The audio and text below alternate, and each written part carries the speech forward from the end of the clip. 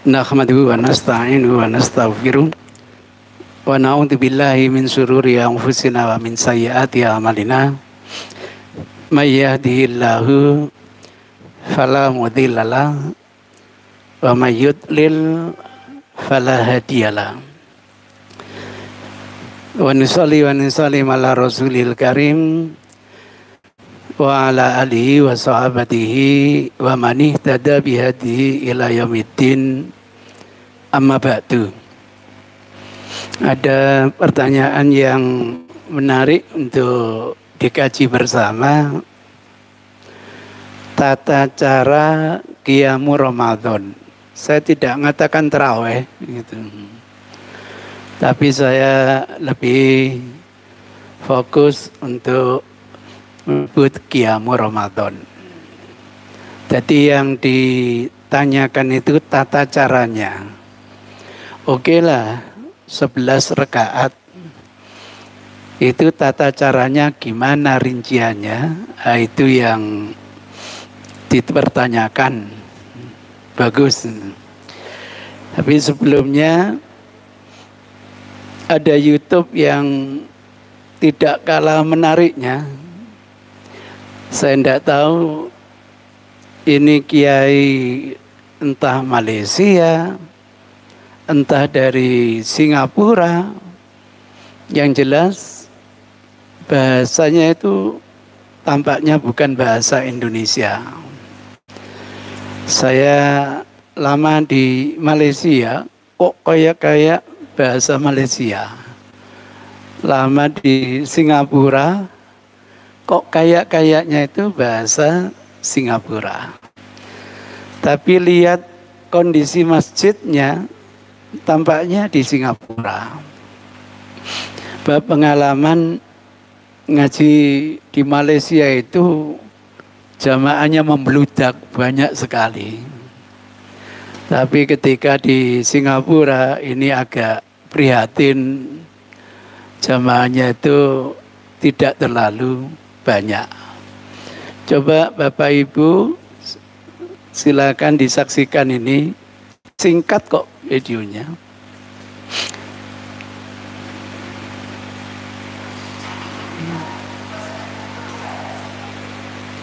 Loh, ini sudah kita bahas ya, Pak. Oh iya, ya, berarti sudah selesai ini, udah. Iya, kok ditanyakan lagi? Perasaan saya sudah ini. Ya, ya sudah ya, kita cancel ya, klik. Terima kasih. Ya. Iya, sudah kita bahas ini. Baiklah kalau gitu menginjak pertanyaan yang kedua tentang tata cara atau sifat pelaksanaan qiyamu Ramadan. Ada hadis yang Masya Allah, saya melihat itu mungkin sudah mutawatir barangkali. Berita dari Aisyah radhiyallahu ta'ala anha menyipati tata krama sholat malamnya Rasulullah sallallahu alaihi wasallam. Jadi sholat malam itu bukan hanya di bulan Ramadan. Di luar bulan Ramadan pun Rasul itu ajak melaksanakan sholat malam. Firman Allah Subhanahu wa taala, "Faminal laili fatahajjat bihi nafilatan laka."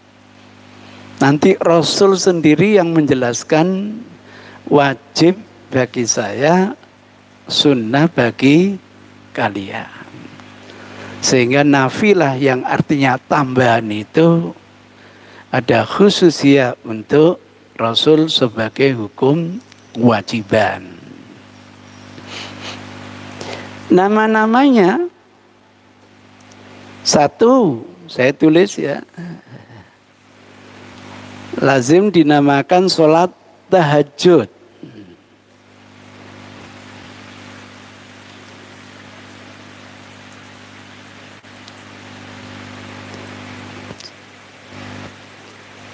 tahajud. Kalau di bulan Ramadan nanti dia makan sholat tahajud fi Ramadan. Kadang-kadang fi-nya dihilangkan, tidak apa-apa. Tahajud Ramadan. Tahajud apa? Ramadan. Misalnya gitu.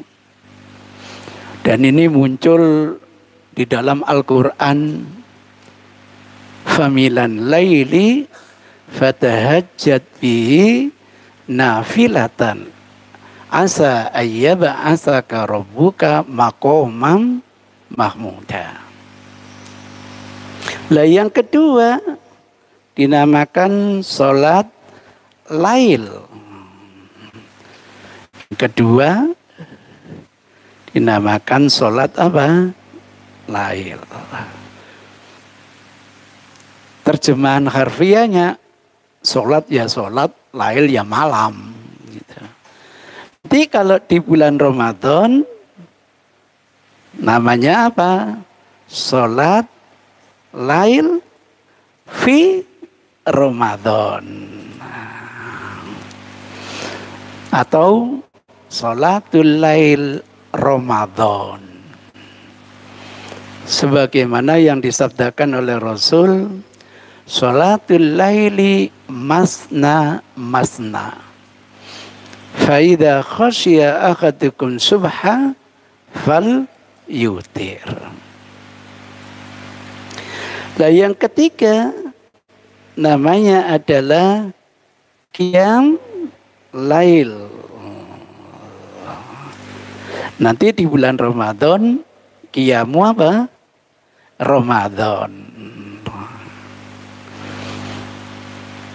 Sebagaimana sabda Rasulullah Sallallahu Alaihi Wasallam, man qoma Ramadana imanan wahtisaban ghufira lahu ma taqaddama min dambihi. Qiyam memang ada makna umum, ada makna khusus. Makna umumnya apa? Segala macam ketaatan itu masuk kategori apa? Qiyam. Yang ingin tadarus masuk kategori qiyam. Yang ingin iktikaf masuk kategori qiyam. Ingin it'amusaim, bahasa Indonesia itu sering memberi takjilan, bagian daripada qiyam. Banyak infak, banyak sedekah masuk dalam kategori qiyam. Tapi makna spesifiknya adalah sholat malam qiyamu Ramadan, berarti sholat malam di bulan Ramadan.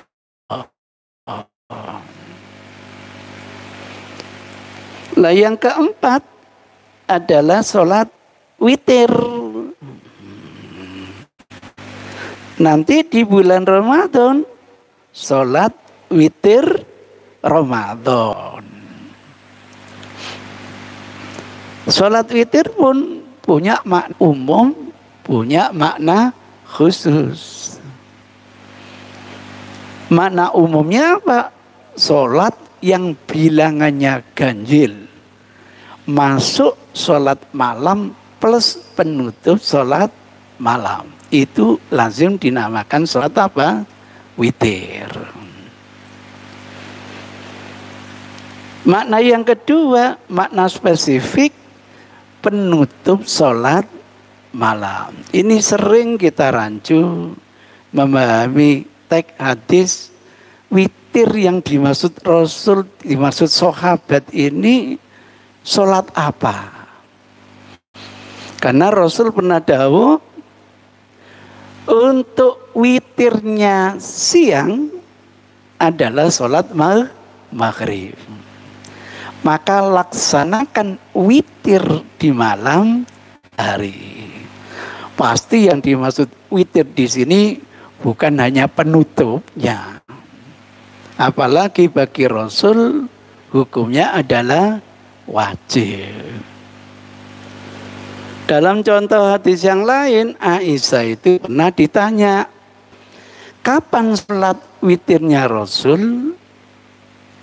Apa jawaban Aisyah? Kadang di awal malam, kadang di tengah malam, kadang di akhir malam. Maka tidak mungkin sholat witir ini hanya penutup sholat malam. Karena Rasul punya kewajiban sholat malam plus penutup sholat malam. Saya baru ngerti nanti Ibnu Abbas cerita. Rasul itu kalau ingin mengadakan perjalanan di malam hari, beliau memulai sholat yang namanya witir malam. Realnya sholat 4 rakaat, kemudian ditutup dengan sholat apa? Witir. Ibnu Abbas. Sampai ke tempat tujuan, kok ada sisa malam.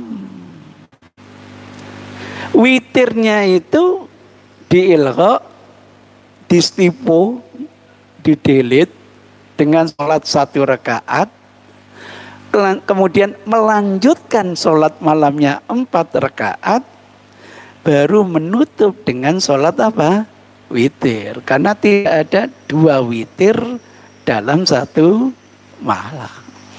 Itu sebabnya 3 sahabat yang saya temukan, entah itu Ibnu Abbas, entah itu khotamnya Rasul Anas bin Malik, termasuk Aisyah, sholat malamnya Rasul tidak pernah lebih dari 11 rakaat.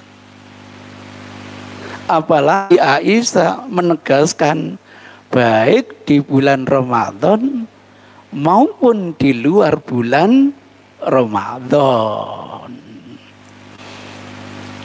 Itu ceritanya.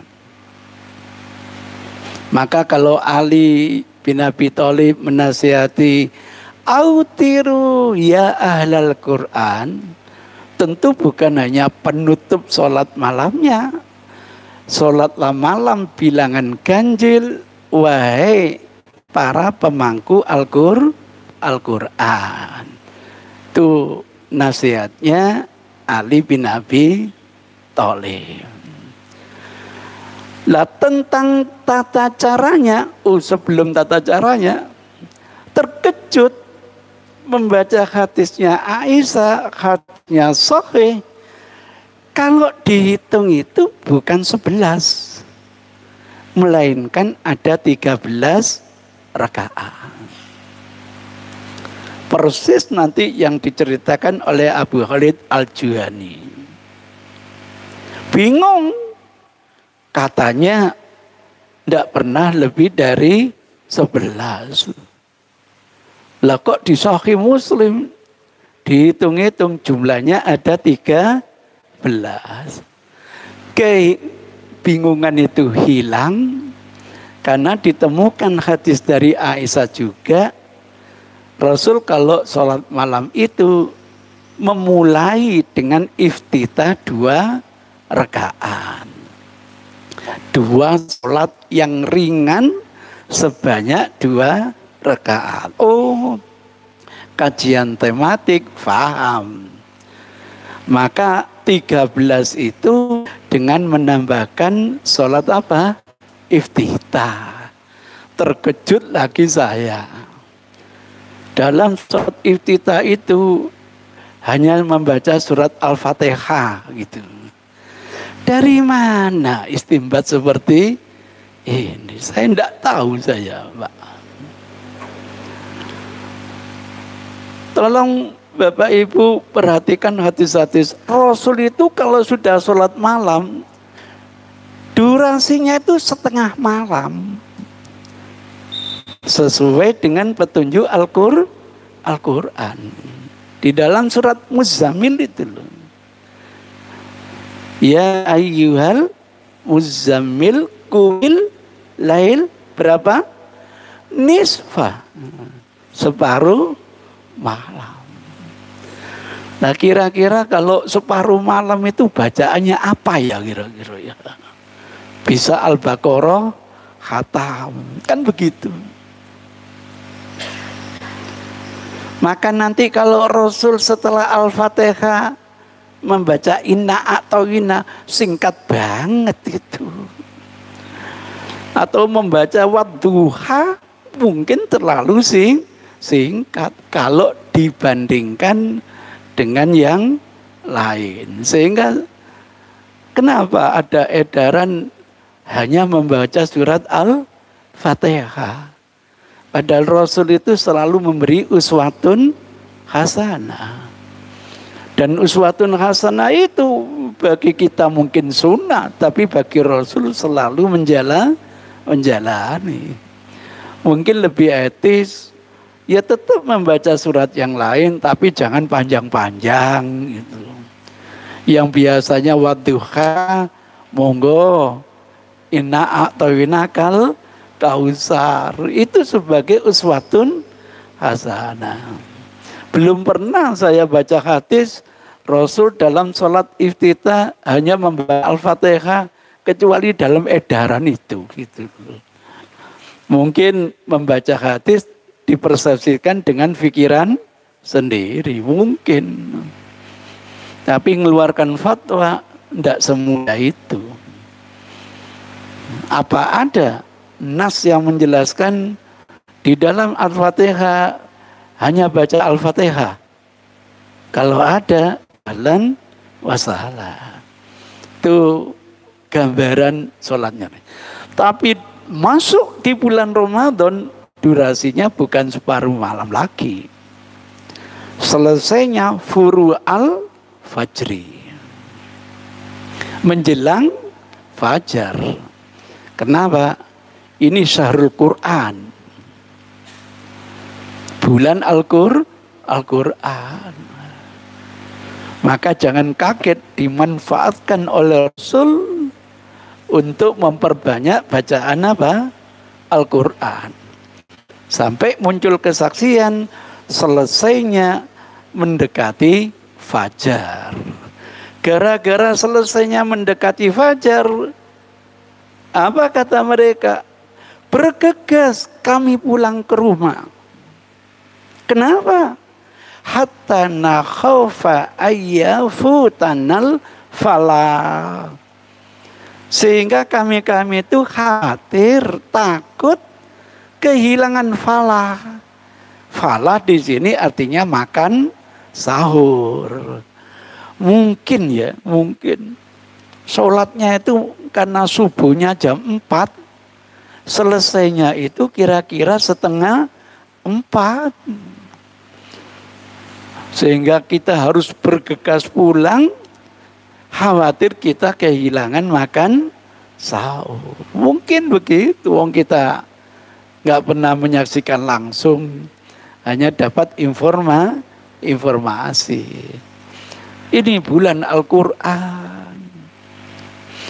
Itu gambaran yang saya baca dalam hadis-hadis itu. Nah kalau dibandingkan gitu, kemudian Aisyah cerita, ringan sekali. Ya jangan digambarkan hanya Al-Fatihah. Sama dengan sahabat cerita, wudhunya ringan sekali. Kok ada penjelasan ringan sekali, hanya wajib-wajibnya saja, tinggalkan yang sunnah. Dari mana mengeluarkan edaran seperti ini? Dan saya yakin walaupun itu ringan, sampai sunnah-sunnah pun dikerjakan oleh Rasulullah. Mungkin yang biasanya 3 kali, mungkin jadi 1 kali. Tidak apa-apa karena memang ada tuntunan seperti itu. Tapi sampai Rasul meninggalkan cuci tangan dulu sebelum dipakai menciduk, nggak terbayang saya. Walaupun itu sunnah. Karena Rasul sendiri yang memberi arahan sebelum wudhu cuci tangan dulu. Apalagi baru bangun dari tidur. Kenapa ya Rasul? Karena salah seorang kalian tidak paham, tidak ngerti di mana posisi tangannya semalam. Apalagi yang sudah punya istri, misalnya begitu. Jadi begitu nasihat. Kalau Rasul nasihat gitu, tidak mungkin lah Rasul meninggalkan. Maka kata wudhu ringan itu tidak terbayang kalau sunnah-sunnah ditinggalkan oleh Rasul. Nah surat selain Al-Fatihah memang sunnah. Tapi tidak terbayang saya kalau itu ditinggalkan oleh Rasulullah. Muncul sekarang, Ustadz, iftitah itu perlu tidak dilaksanakan secara berjamaah.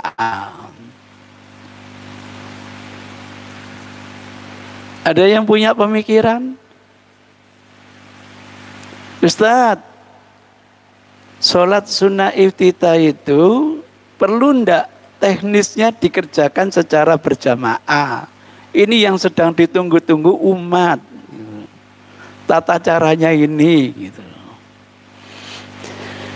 Ada yang punya komentar? Ada yang pernah mungkin membaca, mendengar? Ayo kita diskusikan. Hadisnya kan sahih. Kenapa Aisyah sampai kalau di jumlah 13, digabung dengan yang lain. Yang 13 itu menambah dengan 2 rakaat yang ringan. Sehingga jumlahnya bukan 11, tetapi menjadi 13. Pertanyaannya, secara teknis, iftitah ini nanti dikerjakan sendiri-sendiri atau dikerjakan ikut berjamaah? Monggo. Sama-sama kiro-kiro. Nggak usah takut salah. Monggo. Pakai mic biar kedengaran. Angkat bicara. Mic-nya mana? Nggak ada mic-nya. Yang keras suaranya. Monggo. Bismillah. Oh, ada mic-nya. Silakan digunakan. Biar masuk YouTube, Pak. Ada mic-nya.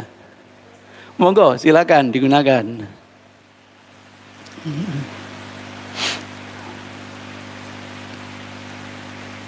Monggo. Pakai mic biar kedengaran semua. Monggo. Menurut panjenengan, iftitah hadisnya sahih. Sepakat? Sepakat. Nanti di bulan Ramadan, apakah teknisnya ikut berjamaah atau sendiri-sendiri atau gimana? Monggo. Assalamualaikum warahmatullahi wabarakatuh, Ustaz. Waalaikumsalam warahmatullahi wabarakatuh. Yang sebentar, yang ngomong ini yang mana? Oh iya, saya harus menghadap ya untuk menghormati gitu. Kalau yang sholat yang setelah itu kan dilakukan dengan berjamaah, Ustaz. Kalau misalnya di situ dilihat sholat iftitah, berarti juga seyogyanya dilakukan secara berjamaah juga. Seyogyanya dilaksanakan Ustaz, secara berjamaah juga. Dihargai pendapat itu. Atas dasar apa kok seyogyanya dilaksanakan secara berjamaah gitu? Mungkin punya payung hukum gitu loh, Pak. Atau murni hanya karena pemikiran gitu loh, Pak, gitu. Monggo. Ini karena pemikiran sendiri, Ustaz. Oh, kalau misalnya kita ditarik-tarik dengan yang sholat yang setelah itu. Iya. Kalau misalnya kita sendiri-sendiri kan juga kok kelihatannya kok kurang afdol gitu, Ustaz. Oh gitu. Ya bagus. Jadi secara hukum iftitah itu sudah insya Allah sahih. Sekarang teknisnya mendingan dilaksanakan secara apa? Berjamaah. Terima kasih. Sayang dasar hukumnya pemikiran saya. Enggak apa-apa, enggak apa-apa. Karena enggak afdol kalau enggak jamaah. Enggak apa-apa. Ya, namanya pendapat. Ada lagi? Ada lagi?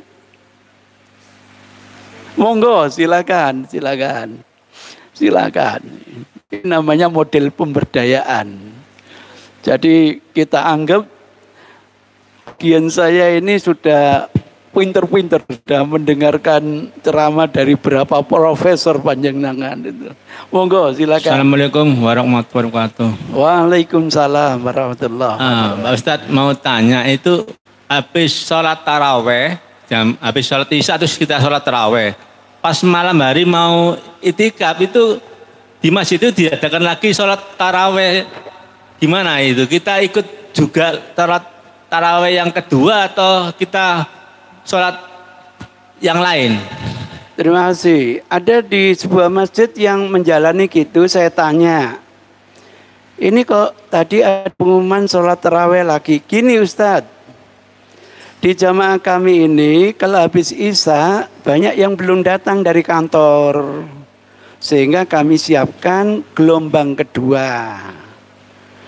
Itu ceritanya. Oh, saya kira sholat taraweh lagi gitu. Nah kalau sholat taraweh lagi jumlahnya jadi berapa gitu loh. Enggak Ustadz. Jadi kita memfasilitasi karena ada orang yang rata-rata dari kantor belum pulang. Sehingga kita fasilitasi ada gelombang kedua. Imamnya juga beda Ustaz. Oh gitu. Ya monggo. Yang lucu, saya ngimami di Masjid An-Nur sini. Kemudian saya ceramah, selesai. Terus diumumkan, nanti malam kita ngadakan sholat tahajud. Kan gitu. Ngadeg mana aku? Lah yang kita lakukan barusan ini sholat apa? Gitu. Lah terus nanti malam berapa rakaat? Kalau dijumlah lolekur mas, gak ganjil lagi. Mesti ya ditambah satu biar telulekur gitu loh. Gitu. Itu karena ndak paham bahwa apa? Yang namanya sholat tarawih itu bisa dikerjakan di awal malam, bisa dikerjakan di tengah malam, bisa dikerjakan di akhir malam. Sama dengan tahajud begitu. Bisa dikerjakan di awal malam, bisa dikerjakan di tengah malam, bisa dikerjakan di akhir malam. Itu ceritanya. Jadi saya bertanya, akhirnya takmirnya bingung dewe. Tapi itu yang kita sebagai jamaah itu gimana Ustaz? Bagaimana? Waktu habis, kita kan sudah sholat taraweh. Waktu sholat tahajud mereka ngadakan sholat taraweh yang kedua. Lah kita kan nanti niatnya kan berbeda sama imamnya. Gimana kita kalau niat sholat tahajud sama? Kalau saya kembangkan pertanyaan kepada sampean, menurut sampean sholat malam itu boleh ndak lebih dari 11? Boleh. Boleh. Kalau boleh, sampai jangan witir di awal malam. Nanti dilanjut di tengah malam. Enak. Kalau sampean mengatakan boleh ya, monggo. Kalau sampean ngotot enggak bisa Ustadz. Aisyah itu kan enggak pernah. Itu batas sudah Ustadz.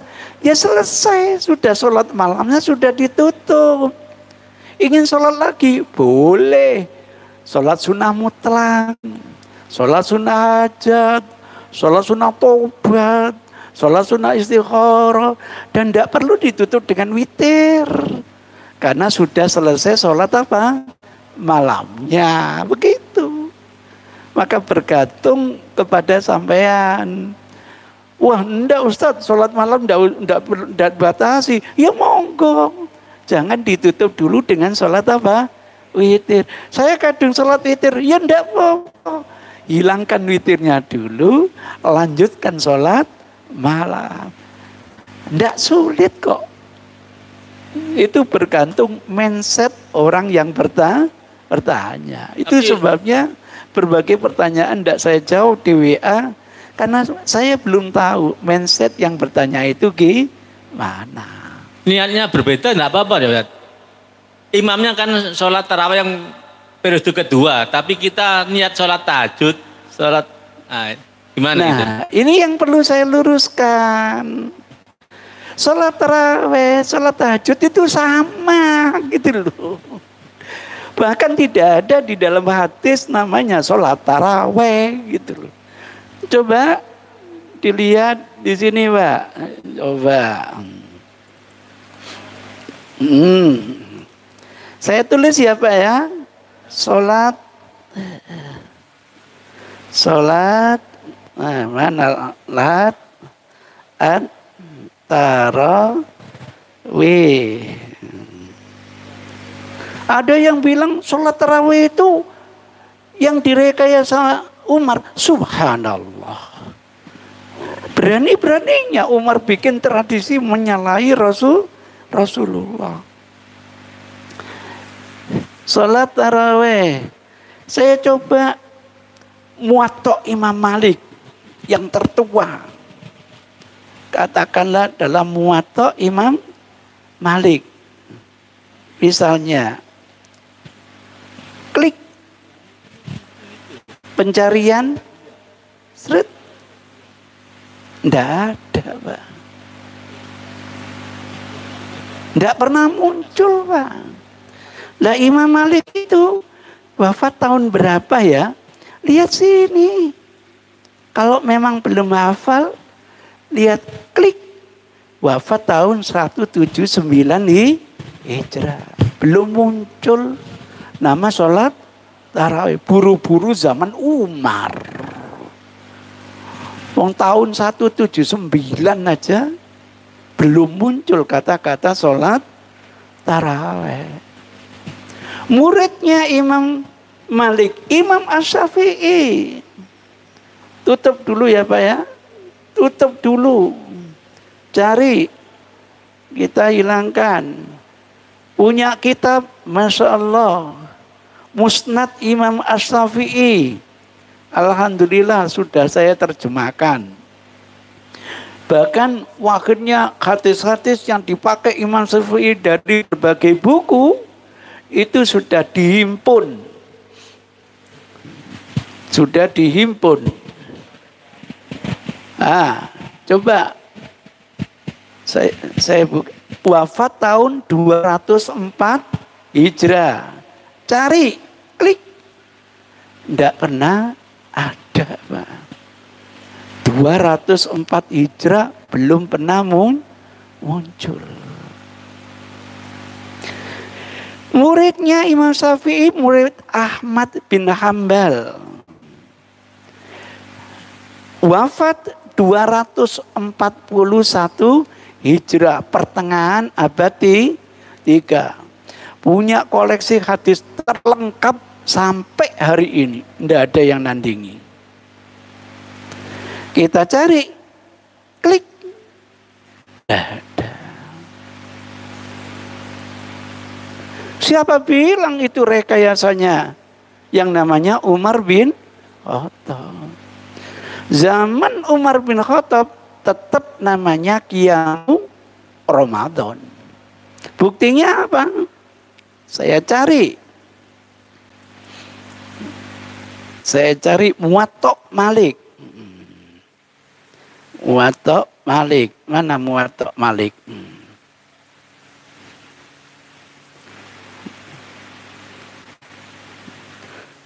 Muwatta Malik misalnya. Kata kuncinya misalnya Tamim Ad-Dari. Sudah Tamiman aja.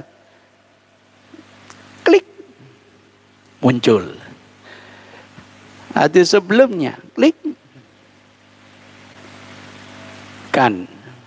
Hadis sesudahnya. Klik. Nah. Saya besarkan ya Pak ya. Saya copy ya Pak ya. Biar ibu-ibu kelihatan dari belakang. Ini Muwatta Malik nomor urut 380. Klik. Nah. Saya besarkan. Kelihatan dari belakang. An Yazid bin Ruman annahu qala. Kok enggak kelihatan? Kanan nasu yakumuna fi Ramadan. Melaksanakan qiyamu Ramadan. Bukan tarawih. Fi zamani Umar, pada zaman Umar bin Khattab, fi Ramadan, di bulan Ramadan, bisa lasin wa isrina rakaatan, sebanyak 23 rakaat. Jadi teman-teman yang melaksanakan sholat tarawih 23 rakaat itu zaman Umar namanya qiyamu Ramadan atau qiyamu fi Ramadan. Dari mana ungkapan itu rekayasanya Umar bin Khattab? Subhanallah, tidak mungkin lah ada seorang sahabat khalifah menyelisih tuntunan Rasulullah. Sayang Pak, hadis ini dhaif sayangnya. Tapi tetap namanya qiyamu Ramadan. Kenapa dhaif? Yazid bin Ruman yang cerita ini tidak pernah ketemu Umar, gitu loh. Dari mana tidak ketemu? Yazid bin Ruman lahir tahun 60 Hijrah, Umar bin Khattab wafat tahun 23 Hijrah. Jadi tidak ketemu mungkote gitu. Sementara yang sahih justru riwayatnya yang namanya ini riwayatnya Sa'ib bin Yazid. Saya copy. Nah, saya besarkan. Nah, Muhammad an Sa'ib bin Yazid, ini sekretaris pribadinya Umar. Anau qala, dia berkata, amaro Umar, memerintahkan siapa? Umar bin Khattab. Siapa yang diperintah? Ubay bin Ka'ab wa Tamim ad-Dari. Ubay bin Ka'ab imam tetapnya, Tamim ad-Dari imam badalnya, ayyakuma, untuk melaksanakan qiyam, mengimami umat, bi'ihda asrota rakaatan, sebanyak 11 rakaat. Tidak terbayang saya kalau Umar itu neko-neko terhadap tuntunan Rasul. Tidak terbayang. Kenapa Umar tidak mau jadi imam? Karena masyarakat menuntut biar bisa sama-sama. Ayo rame-rame sholat isya. Ayo rame-rame qiyamu Ramadan. Sebelum itu, mau awal malam silakan, mau tengah malam silakan, mau akhir malam silakan. Jam 10 gemeruduk 3 orang, berjamaah bertiga. Jam 11 gemeruduk 9 orang, berjamaah bersembilan. Jam 1 gemeruduk katakanlah 5 orang, berjamaah 5. Jamaah mutafarriqat. Jamaah merencil, bukan sengaja merencil, enggak. Karena bergantung kedatangan mereka masing-masing, belum ada jam. Maka ketika ingin dihimpun menjadi satu, konsekuensinya kapan kita bisa kumpul? Alarm belum punya, HP belum punya. Jangan-jangan alarm punya kering, bel ditutup, turu maneh gitu. Diadzani pun radius berapa yang dengar azan. Masyarakat menuntut, yuk rame-rame sholat isya, yuk rame-rame qiyamu Ramadan. Umar tidak mau, kenapa? Bertahan, ingin melaksanakan di akhir malam. Itulah sebabnya dia komentar, yang tidur dulu menurut saya lebih baik, yakni melaksanakan sholat di awal malam. Karena mazhab dia lebih enjoy di akhir malam daripada di awal malam. Tidak ada yang baru, Pak. Jamaahnya sudah dicontohkan Rasul, rakaatnya sudah dicontohkan Rasul, sholat malamnya sudah dicontohkan Rasul. Kalau akhirnya Umar setelah menyaksikan kok bersatu, nikmat bid'ah hadi, bukan bid'ah syar'i, enggak. Karena tidak ada yang baru pada zaman Umar bin Khattab. Oh, kalau gitu bid'ah ini makna lughawi. Sebaik-baik bagusan ya kayak gini. Walaupun sholat sunnah, imamnya cukup satu. Begitu. Kalau boleh saya punya pendapat, ya Allah, setahu saya Aisyah cerita iftitah itu kalau Rasul mengerjakan di tengah malam. Tapi di awal malam saya belajar fikih, madzhab apapun kok nggak ada ya iftitah itu.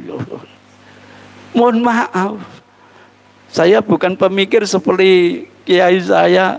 Kenapa sih ada iftitah untuk warming up? Lah habis sholat isya sudah panas kok dipanasi mana? Ono mana gitu loh.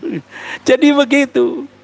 Kalau kita ingin iftitah, monggo ketika kita sholatnya di tengah malam.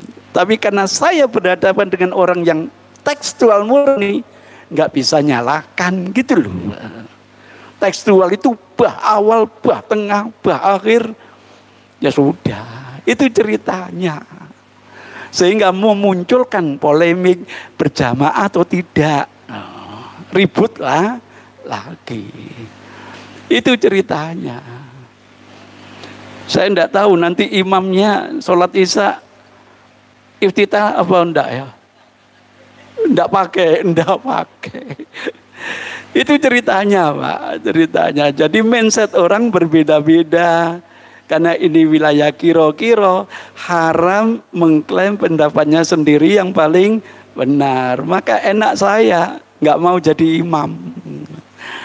Resiko makmum ngikuti imam. Bah iftitah jamaah ikut, nggak pakai nggak ikut. Itu ceritanya, Pak. Dan kayaknya mohon maaf secara nasional belum diangkat pertanyaan ini. Sehingga kalau sampean tanya di HPT ada Ustaz, setahu saya belum ada gitu. Setahu saya gitu. Jadi begitu menjawab pertanyaan panjenengan.